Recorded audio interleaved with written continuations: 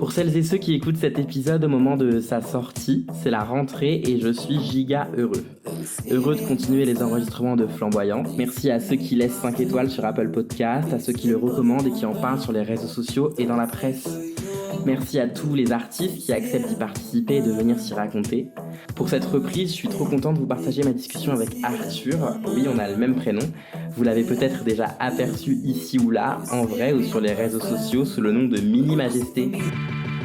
Bonjour Arthur. Bonjour Arthur. Ça commence très bien ce podcast. Comment vas-tu ? Écoute, ça va très bien après une dure journée de labeur. Tu vas en parler un peu, est-ce que tu pourrais te présenter ? Oui. Alors, en Arthur. En Arthur. Donc, je m'appelle Arthur, je viens d'avoir 29 ans tout juste, en juillet. Anniversaire. Merci beaucoup.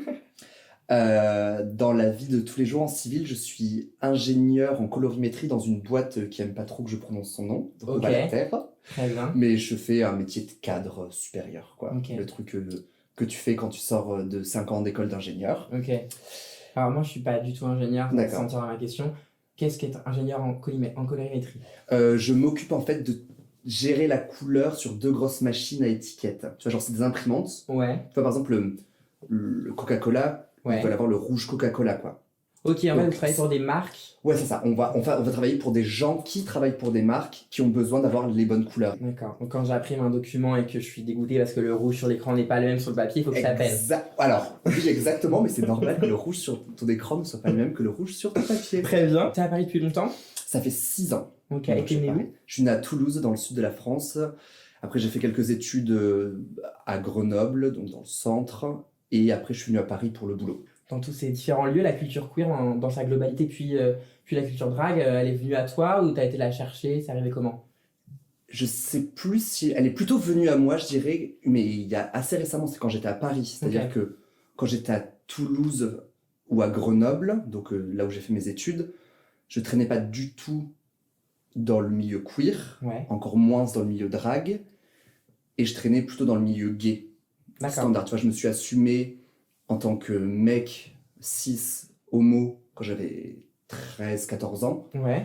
J'ai commencé à fréquenter des bars homo, des gens gays. Relativement jeune du coup. Voilà, plutôt relativement jeune. J'étais dans un lycée à Toulouse qui était très ouvert, donc c'était cool. Je pouvais m'exprimer un petit peu comme un petit peu comme je voulais, mais je connaissais pas du tout le milieu queer. Tu vois, je restais vraiment dans le milieu gay et très baba cool à l'époque. Genre, je portais des atébas, je faisais des bolasses, D'accord. des trucs comme ça.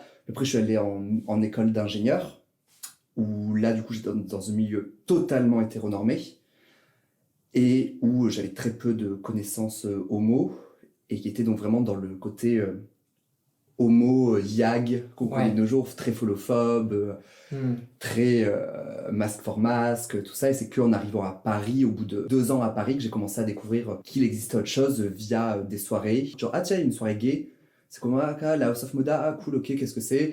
Et ou des spectacles de drag queen tels que Les Paillettes, à l'époque, la troupe des paillettes. Mais donc c'est arrivé quand même assez tardivement. D'accord. Dans mon parcours.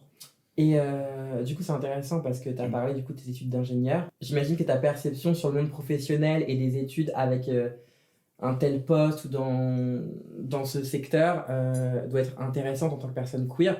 Ça a toujours été simple ou c'était compliqué ? Je pense que c'est voué à être compliqué tant que le milieu entier et les études et tout ça, ça ne change pas. Quand tu vas en école d'ingénieur, c'est quand même que tu as eu des bonnes notes, que tu as été fort à l'école. Et donc ça va écrémer quand même toute une partie de la population qui n'ont pas idée que ces personnes peuvent accéder à des études supérieures. Moi, je suis blanc, je viens d'un milieu entièrement blanc, où même si mes parents étaient totalement ouvriers et chômeurs, tu vois, genre, j'étais bon à l'école dès que j'étais gamin. Moi, je voulais pas faire une école d'ingénieur, mais on m'a dit, si, tu feras ingénieur. Tu vois, genre, il faut que vous soyez l'élite. Tu vas faire S parce qu'il faut que vous soyez l'élite. Il faut gna. Donc, quand tu veux faire partie de l'élite, donc de la norme, bah, tu vas faire partie de la norme blanche hétéro. Ouais. Tu vois, il y avait, dans toutes mes études, mais je suis en train de me demander s'il y avait peut-être 2-3 personnes racisées dans nos promos, quoi. Ouais. Et moi, j'étais le seul, déjà, moi, j'étais une minorité parce que, bon, déjà, j'étais PD. Et en plus, je venais d'un milieu plutôt ouvrier, sinon, c'était que des enfants de médecins, d'ingénieurs, déjà, d'avocats, etc. Quand tu arrives là-dedans, heureusement que moi, je m'étais assumé déjà depuis 5-6 ans. Et donc, tous les trucs de genre, tiens, tu peux me servir à boire, mais me sers pas un verre de PD ou des trucs comme ça. Non, je m'en foutais quoi. J'étais en mode ha ha ha et je passe à autre chose. Mais il y avait quand même ça. Oh non, mais c'est tout le temps quoi. C'est vraiment tout le temps. Et d'ailleurs, pendant que je faisais mes études à Grenoble, pour essayer d'échapper un petit peu à ce marasme toute cette homophobie continuelle, jamais. Elle était méchante, mais jamais elle n'a jamais été violente, elle n'a jamais été physique, c'est toujours que du moral. Donc t'as ressenti l'homophobie systémique, quoi. Ouais, c'est ça. Alors ça, c'est full homophobie systémique, jamais actée par des actes homophobes. Mais c'est systémique, quoi. C'est totalement inconscient et c'est totalement là parce que tous mes potes de l'époque acceptaient que je sois gay en soi. Bien sûr. Mais tout le monde, ils n'empêchaient qu'ils étaient totalement homophobes, quoi. C'était l'exemple typique du je suis pas homophobe, j'ai un ami PD. Ben, si, en fait, si. Ok, on en connaît tous. Exactement, voilà, c'est ça. D'accord.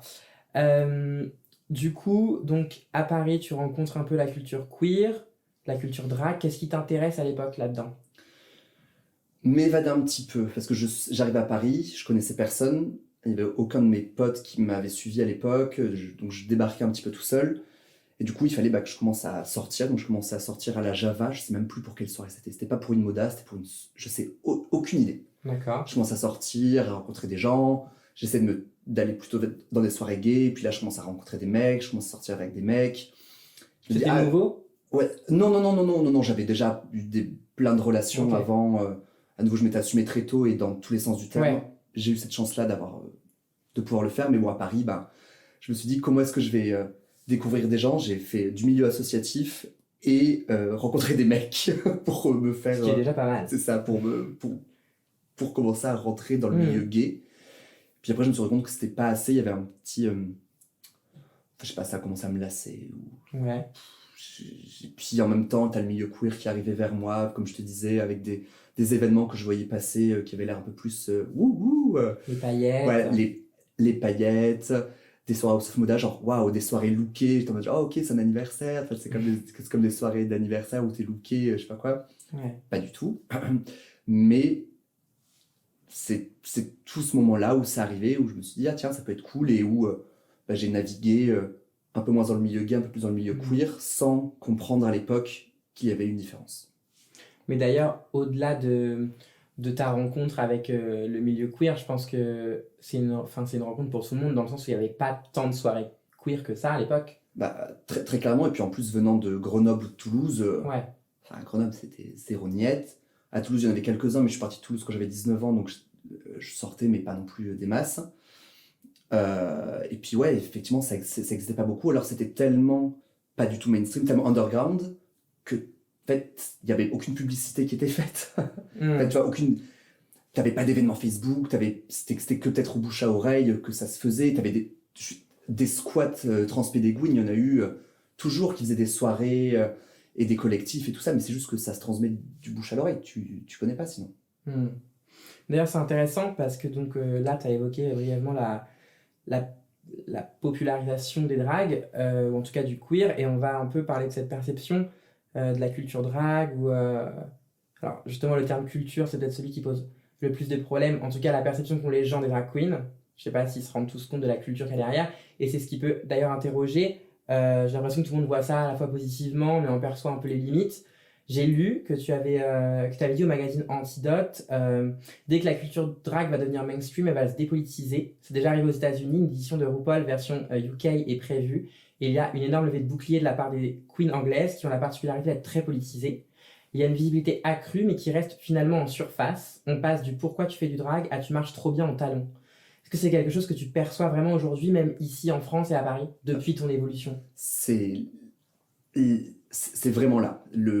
Là, cette interview que j'ai fait, c'était il y a même pas un an. Ouais. C'est encore plus présent. Depuis cette époque où j'ai fait des interviews, j'ai eu des propositions de booking de gens qui en fait, s'en foutent de ce qu'il y a derrière le drag, c'est juste on veut un personnage exubérant. Ouais. Avant, je vais peut-être caricaturer un peu trop, mais avant tu veux prendre un clown ou un magicien, maintenant tu vas prendre une drague. Ouais. Tu vois, tu veux le côté exubérant. L'attraction cool en soirée. Exactement, c'est l'attraction cool en soirée, fun, c'est nouveau, c'est pas trop cher, en tout cas les gens essayent que ce soit pas trop cher. Ah, c'est ce qu'ils se disent en fait, je veux dire, Ouais, c'est ces ça. organisateurs-là. C'est ça. C'est pas trop cher, c'est nouveau, on en entend parler, on est demandé pour faire de tout et de n'importe quoi maintenant, quoi. Ça montre bien que ça se popularise, ça devient de plus en plus mainstream, et quand quelque chose devient mainstream, ça perd forcément son côté politique. Alors, on va reparler un peu de l'aspect politique tout à l'heure, parce qu'on n'a pas encore évoqué le nom de Mini Majesté, donc il serait peut-être temps. Et qui est-ce? Qui est-elle? C'est son nom de drag queen, Tout à fait. Mini Majesté. Mini Majesté. Ça fait combien de temps maintenant que Minima existe? Ça va faire bientôt 4 ans. Déjà, je suis né, enfin Minima est né le 21 septembre 2015. Ok, Je me rappelle très précisément parce que c'était pour une soirée qui s'appelle La Garçon Sauvage à Lyon. d'accord. Et c'est là où Minima est sorti la première fois, enfin où Arthur est sorti la première fois en Minima. Donc c'était à Lyon. C'était à Lyon, effectivement, parce que à l'époque, je bossais à moitié là-bas. Enfin, j'avais un poste basé à Paris, mais les bureaux étaient à Lyon, bref. Donc, je faisais beaucoup d'allers-retours. Et j'avais rencontré ma drague Mother, D'accord. ma maman drague, Tipsy Turvy, cœur. Elle était un petit peu en post-drague, elle avait envie de recommencer. Moi, j'avais envie de me lancer. À ce moment-là, j'étais à Lyon. On avait beaucoup entendu parler des garçons sauvages, des soirées garçons sauvages, donc soirées queer lyonnaises. On se dit que c'était le bon moment pour me lancer. Et boum, Minima est né le 21 septembre 2015, donc à Lyon, avant de faire ses premiers pas à Paris le mois d'après, je crois. Donc du coup, avant cette soirée-là, tu pensais déjà? J'y pensais déjà parce que on m'avait parlé, j'avais entendu le nom de drag queen déjà, alors que 4 ans avant, tu m'aurais demandé ça en 2010, une drag queen, aucune idée de ce que c'est, quoi. Donc du coup, j'avais entendu le nom drag queen, je regardais RuPaul's Drag Race en téléchargeant sur des sites... Ouais. Et en infestant, compliqué, et en infestant mon ordinateur de virus. Et j'avais vu les paillettes, donc il m'avait montré que c'était faisable, genre ça existe. Et j'avais entendu parler d'House of Moda. Et donc ça m'intéressait un petit peu, j'étais un petit peu titillé, surtout par le côté théâtral en fait. Moi j'ai fait pas mal de théâtre quand j'étais plus jeune, enfin pas mal. J'étais inscrit à des clubs de théâtre quand j'étais gamin, quoi. Ça m'avait vachement aidé dans ma vie où j'étais avant très très timide. D'accord. Le théâtre m'avait aidé à sortir un petit peu de cette coquille. Et donc moi, c'est ce côté-là que je voyais parmi les drags, quand je voyais ce que faisaient les paillettes. C'était une petite pièce de théâtre en fait qu'elles faisaient au final. Très politique, etc. Mais une pièce de théâtre. Et je m'étais dit, ah tiens, ce serait pas mal de me lancer dans le drag pour essayer de retrouver ce côté-là et en plus finir de m'insérer dans le milieu queer. Donc c'est pour ça que j'ai commencé à vadrouiller un petit peu là-dedans. Et en plus, pile à ce moment-là, c'était vraiment genre, tout s'est bien passé, tout s'est aligné pour que je me lance dans le drag. J'ai rencontré ma drag Mother, Tipsy Turvy, à la terrasse du Rosa Bonheur, un bar dans Paris. Comme ça, le temps d'un soir, on a commencé à discuter de ça. Ok. Et voilà, elle m'a dit que ça serait pas mal que je me lance. En plus, j'étais en pleine peine de cœur et j'arrivais pas à sortir la tête de l'eau. Donc elle m'a dit que ça serait le bon truc pour au moins m'occuper l'esprit. La bonne occasion. Exactement.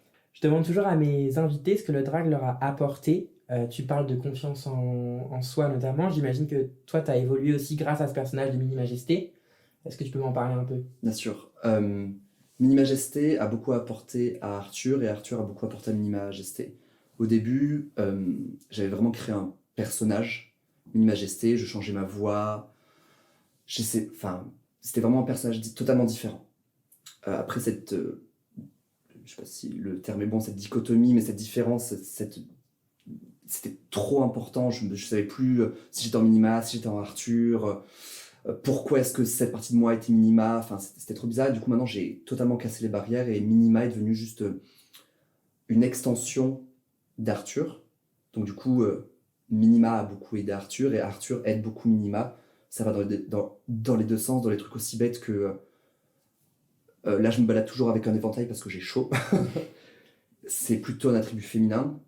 Avant Minima, je pense que je ne me serais pas baladé en éventail dans le métro. C'est tout bête, hein. Ouais. Mais c'est des... Tu vois, casser un petit peu les barrières, petit à petit, poum, poum. Ouais. Normalement, 9 mois sur 12, j'ai les cheveux roses, fluo.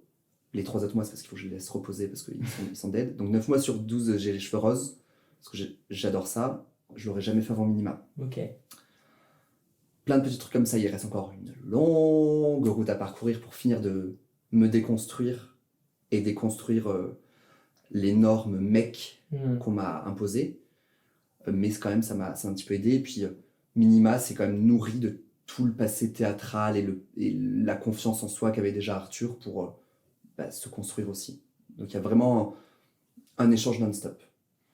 Et du coup, tu penses que la construction, la déconstruction, c'est un apprentissage permanent? Ah, si tu te rends compte que tu as fini, c'est que c'est bizarre, parce que ça veut dire qu'il y a tellement de recul sur toi-même. Je pense que la déconstruction de soi est permanente, il faut que ça se Ouais. continue. Quand j'étais folophobe, je ne me rendais pas compte, j'avais pas idée de ça. Et pourtant, je l'étais. Et petit à petit, Et t'as pris longtemps à conscientiser ça? ah ouais, je me suis rendu compte de ça. Je sais pas, Minima devait naître, donc c'était il y a 4 ans, même pas, par là que j'ai pris du recul sur comment je me comportais avec les autres homos, avec moi-même. Je continue encore des trucs tout bêtes. Là, assez récemment, il y a même pas un an, il y a quelqu'un qui m'a fait remarquer que beaucoup de dragues, ou de mecs gays, surtout cisgenres, euh, aimaient bien se parler d'eux au féminin, mais surtout pour les adjectifs négatifs. Genre, ah, je suis conne, ah, je suis vraiment idiote. C'est vrai. À la base, moi je me disais, bah oui, fuck le genre, j'utilise le masculin, le féminin, on s'en fout. Et puis en fait, si tu réfléchis un petit peu plus, la plupart du temps, en tout cas moi, je l'utilisais beaucoup pour les termes négatifs. Les termes positifs, ah, je suis trop beau, bah, ça reste, ah, je suis trop beau. Donc bien sûr que je suis sûr que j'espère que je vais continuer à me déconstruire dans les années à venir, et c'est grâce à la communauté queer qu'on fait ça. Il appartient à nous, drag, de se mainstreamiser quand même, parce que, comme tu le dis, ça montre à d'autres personnes, tu montres à notre public, mais il faut toujours rappeler des choses, quoi. Il faut toujours garder ses racines politiques. Alors bien sûr, tu peux faire quelques gigs, tu peux faire quelques bookings où c'est juste, on te paye juste pour être là et pour être belle. Vas-y, go, il faut qu'on se fasse de la thune là-dessus. Mais il faut se garder des moments politiques. Il faut qu'on se force à le faire pour garder les racines du drag, en fait. Et cette notion politique, tu t'arrives à la mettre en avant avec Minima? Honnêtement, c'est compliqué, hein. Il faut d'abord je sais pas quelle expression utiliser là, mais c'est compliqué parce que quand t'es en drague, donc quand t'as tout ton habit de drague, t'es tellement exubérant, c'est un énorme ego boost quand même, hein. Faut pas se mentir. Quand les gens te regardent, t'es plus haut qu'eux, ils sont tous émerveillés, tu te prends quasiment que des compliments, les seuls critiques que tu vas te prendre, c'est par tes copines ou copains de drague qui voient les trucs, tout le monde est en mode genre, ah ouais, c'est incroyable, c'est incroyable, c'est incroyable.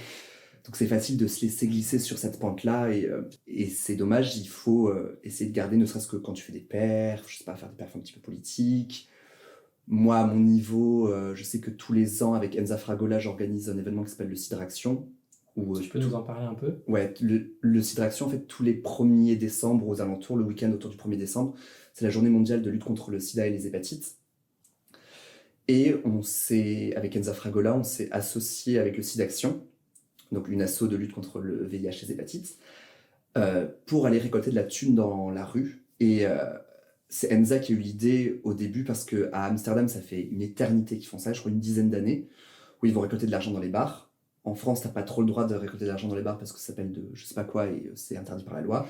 Donc on va juste dans la rue et on est une vingtaine de queers à se balader dans les rues du Marais tous les ans pour récolter de l'argent. Et puis après, on finit normalement en soirée quelque part. On organise une soirée pour finir de récolter de la thune, et on a ramassé. Combien on a ramassé cette année? Je sais plus, mais quasiment 5000 balles. C'est énorme, et tous les ans, ça prend de l'ampleur. On sait même pas comment on va gérer l'année prochaine. Mais ça va être encore mieux, c'est-à-dire qu'on a encore plus d'argent, qu'on rappelle les chiffres, qu'on rappelle que le VIH, même si tu peux vivre toute ta vie séropositif, il faut rappeler que si tu es indétectable, tu ne transmets pas le VIH, il faut se rappeler de se faire dépister, qu'il y a la syphilis, enfin, tu as encore plein de choses à réapprendre aux gens de la communauté et hors de la communauté. C'est ça qui est intéressant, c'est qu'en fait, vous utilisez aussi votre voix pour porter un message. Il le faut. Il faut qu'on garde ça. Pour beaucoup, on fait 2 mètres quand on est en talons, on a des perruques qui font 2 fois la taille de notre tête. C'est bête de juste utiliser ça pour être beau / belle. C'est très bien, hein. Moi je le fais aussi. Mais pas que. Ouais, il faut se rappeler d'où on vient, pourquoi on fait ça, et qu'on a une plateforme, il faut l'utiliser. Au niveau des dragues elles-mêmes, tu trouves que la démarche est moins politique qu'avant? Alors moi je suis arrivé sur la scène drague à un moment charnière, genre 2 ans avant que RuPaul's Drag Race arrive sur Netflix. Et ça, c'est vraiment, je pense que ça c'est marqué d'une pierre blanche dans l'histoire de drag en France, en tout cas. Il y a vraiment eu un avant et un après. Donc, j'ai pas eu le temps de prendre assez conscience avant de ce qui se passait. Mais en tout cas, de nos jours, c'est de moins en moins politique et il y a plein de drags qui font ça juste pour le côté beau et fun. Et bon, tant mieux, mais moi, ça me fait un petit pincement au cœur. C'est un petit peu dommage. Oui, t'es splendide, cette robe est splendide et t'es ultra fishy, tu ressembles tu ressembles vraiment à une femme. Qu'est-ce que ça veut dire? Et tant mieux pour toi, mais appelle-toi drag si tu veux. Moi, ça me fait un petit pincement au cœur. Moi, ça m'a un petit pincement au cœur si tu fais pas un petit peu de militantisme, un petit peu de combat, parce que de base, normalement, casser les codes de genre, c'est déjà faire un combat, donc continue là-dedans.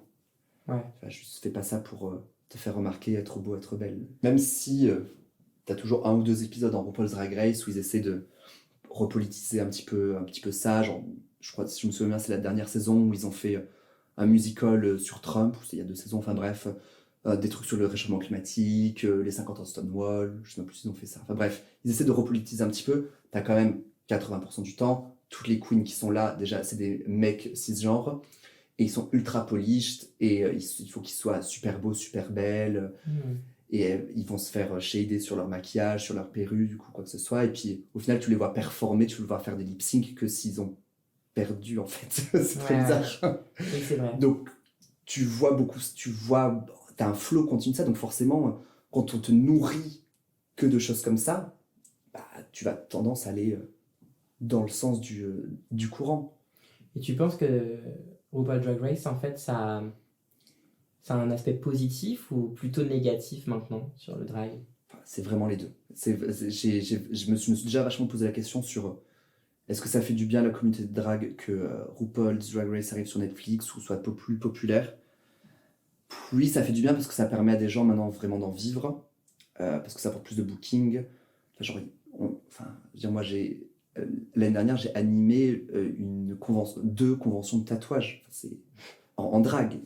C'est absolument génial. J'étais ravi de le faire, je le referai avec plaisir. J'adore présenter des trucs. T'aurais pas pensé ça au début, Bien quoi. sûr que non, jamais de la vie. Donc, c'est une bonne chose, ça ramène des bookings Ça fait bouger à les des gens, ça fait bouger les choses. Et mine de rien, quand moi je suis sur scène devant des milliers de personnes et que je présente des tatouages, je vais peut-être faire réfléchir 1 ou 2 personnes. Donc, ça sera déjà bien. Mais en contrepartie, des fois on me demande d'être là juste pour annoncer les plats pendant une soirée. Enfin, c'est vraiment très bizarre et du coup t'enlèves tout le côté politique. T'as vraiment ce genre de proposition Oui, oui. que tu dois du coup refuser Oui, que tu dis sans trop de... non, ça va, merci. Ou alors des fois t'as des interviews, vraiment, j'ai refusé des interviews pour des journaux de droite. Je te demande, mais vous avez rien compris au truc, quoi. C'est pas possible. Ou alors une école de commerce qui pour moi est genre le summum du enfin pas anti-queer, mais genre c'est à l'opposé du queer, avec les écoles d'ingé aussi. On était vraiment à l'opposé du queer. Qui m'a envoyé un sondage, c'est la junior entreprise, donc c'est des gens en école de commerce qui montent des entreprises pour aider d'autres entreprises, qui m'ont envoyé un questionnaire pour aider un client qui veut se lancer dans une société qui fabrique des perruques. D'accord. Et leur questionnaire, mais c'était terrible, ils disaient genre, pour quelle occasion portez-vous des perruques? Pour la Gay Pride. Je dis, putain, mais en 2019, on dit plus Gay Pride, c'est plus possible, quoi. Enfin, l'invisibilisation, c'est un vrai sujet, pourquoi est-ce qu'il y a encore ça? Pour des défilés de voguing, je me dis, mais défilés de voguing, mais qu'est-ce que c'est? Mais je sais qu'ils parlent de la scène ballroom, mais c'est pas les bons termes. Vous vous définissez comme gay, bi, trans, drag queen. Alors, comment est-ce que je fais pour cocher plusieurs cases? Et chacun sa choix multiple, quoi. Ah ouais, et puis tu pouvais pas, évidemment. Donc, je leur ai envoyé un message, genre, étudie un peu plus le sujet, quoi. C'est intéressant le questionnement sur les termes, notamment, parce que c'est un vrai débat. Certains trouvent qu'on s'y attache trop, et certains pensent à l'inverse qu'il faut d'abord savoir de quoi on parle précisément pour ensuite pouvoir élever le débat. T'en penses quoi de tout ça?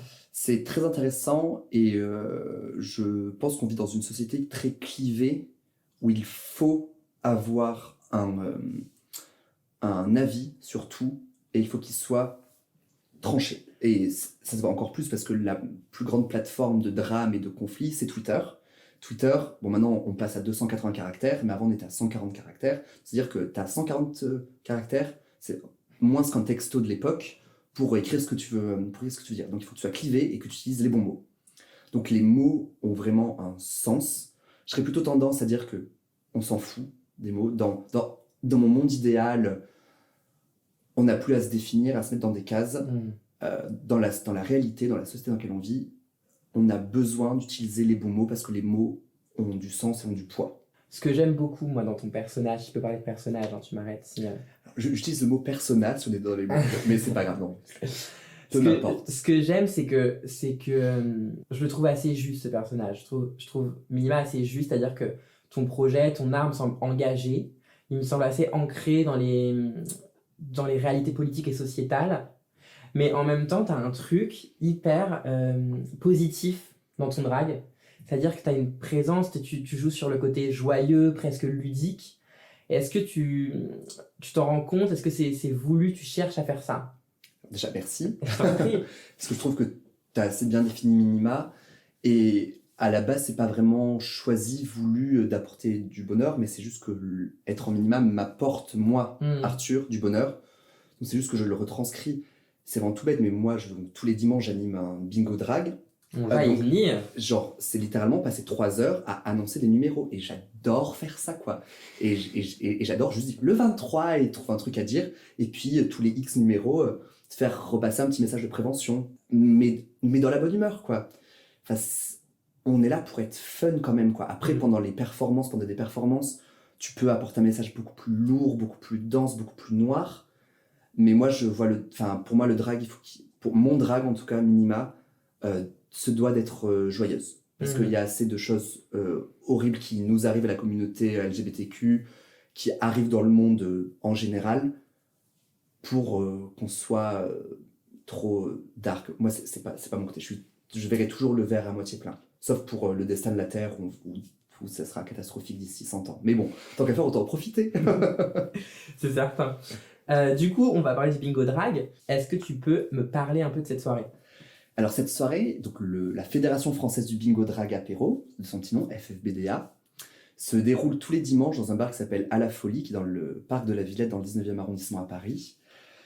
Et c'est la parfaite occasion pour se retrouver entre potes et passer un dimanche tranquille où tu vas débriefer ton week-end, où tu vas te préparer à ton lundi si tu bosses ou à ton lundi si tu bosses pas, peu importe, tout en buvant une bière, un spritz, un pastis, peu importe, et en écoutant 2 drags éplés, énumérer des numéros entre le 1 et le 90 et gagner des lots débiles comme qu'est-ce qu'on avait gagné de débile la dernière fois? Ah oui, c'était une guirlande de l'âge de glace. Ouais. On adore.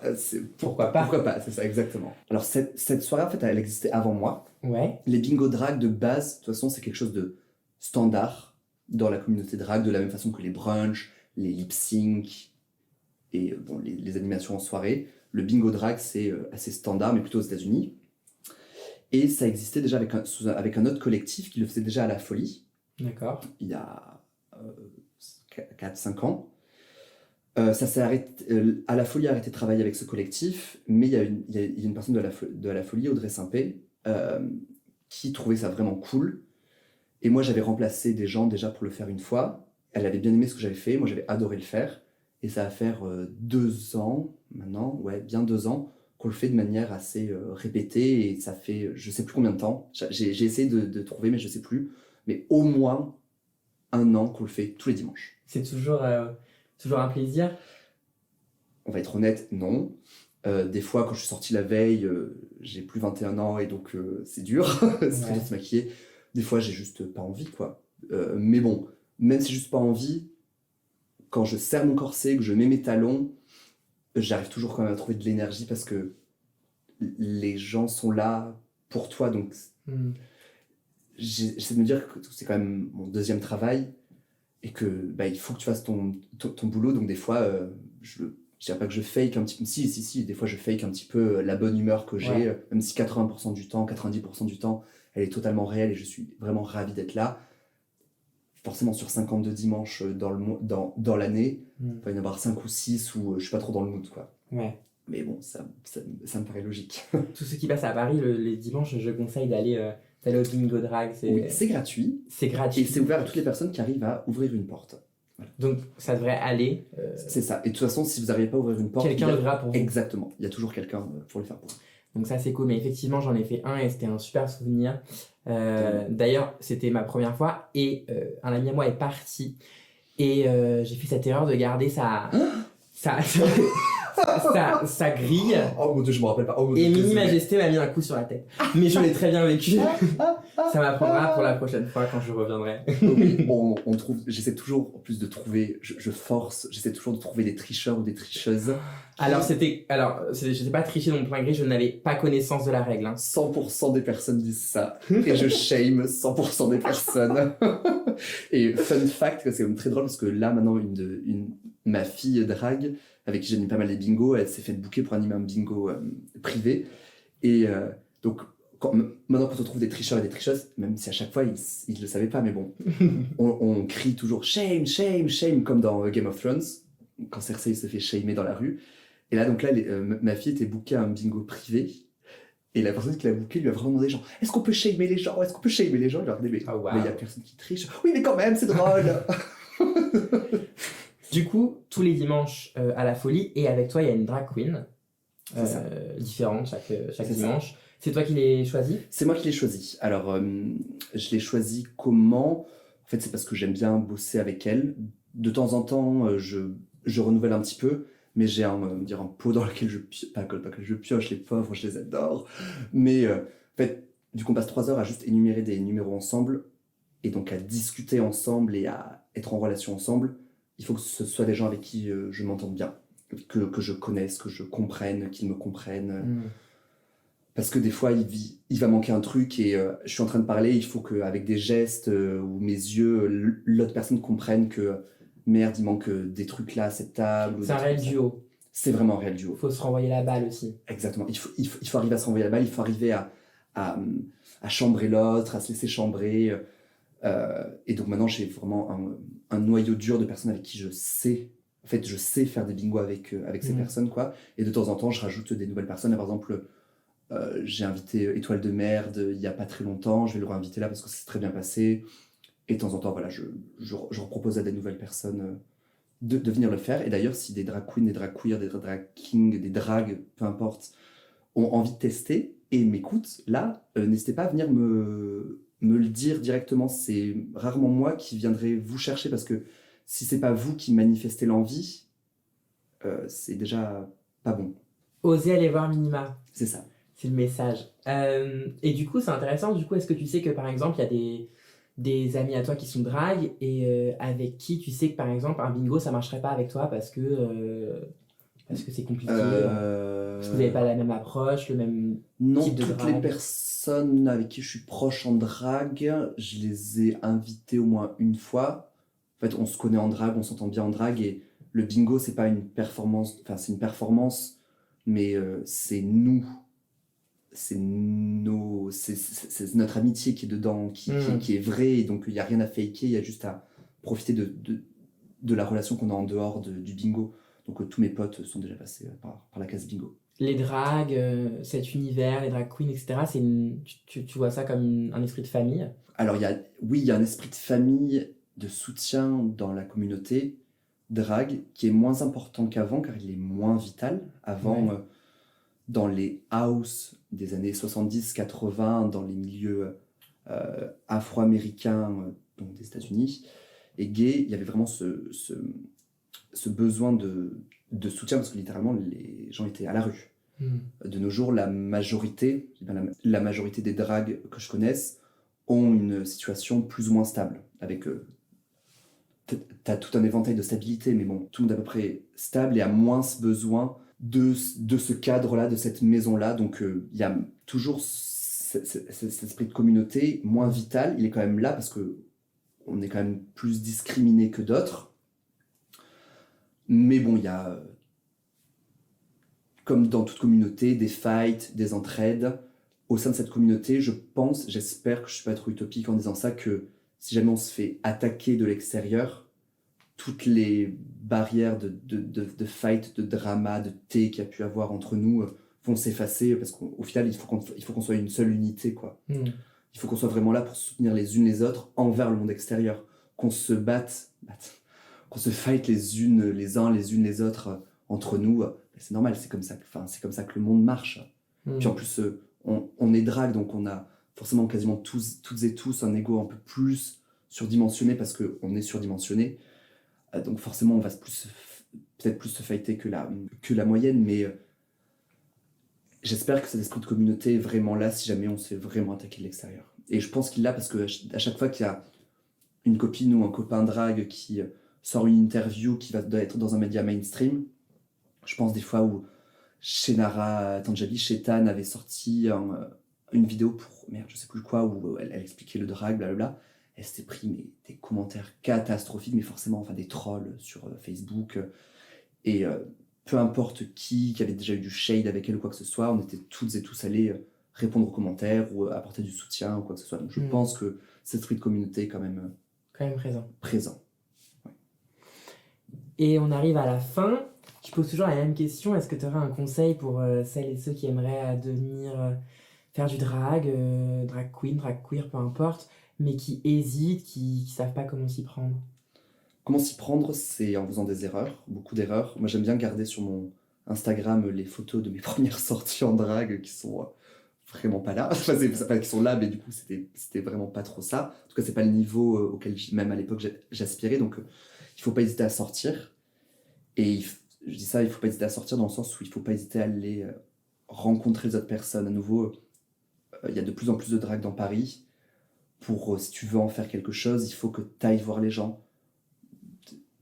Je pense que 80% d'entre nous, on est assez gentils pour au moins discuter avec toi et te donner des conseils. Et viens soutenir tes dragues locales, viens voir les shows, viens en club, viens soit là au Soft Moda, à la Kindergarten, c'est là où tu rencontreras le plus de personnes. Fais ça pour être beau, pour être belle, pour te sentir beau, belle dans tous les sens du terme, que ce soit physiquement, mais intérieurement, pour te sentir libérée. Moi, le drag minima a aidé beaucoup Arthur à se libérer, donc je ne peux souhaiter que ça à toi aussi, que ça t'aide à reprendre une bouffée d'air, une grande bouffée d'air. Oublie pas que le drag est de nature politique, mais fais ça pour t'éclater.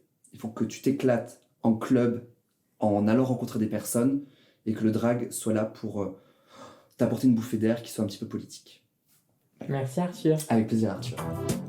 Flamboyante est un podcast animé par moi-même, Arthur Lefebvre, et produit par Mauvaise Tête.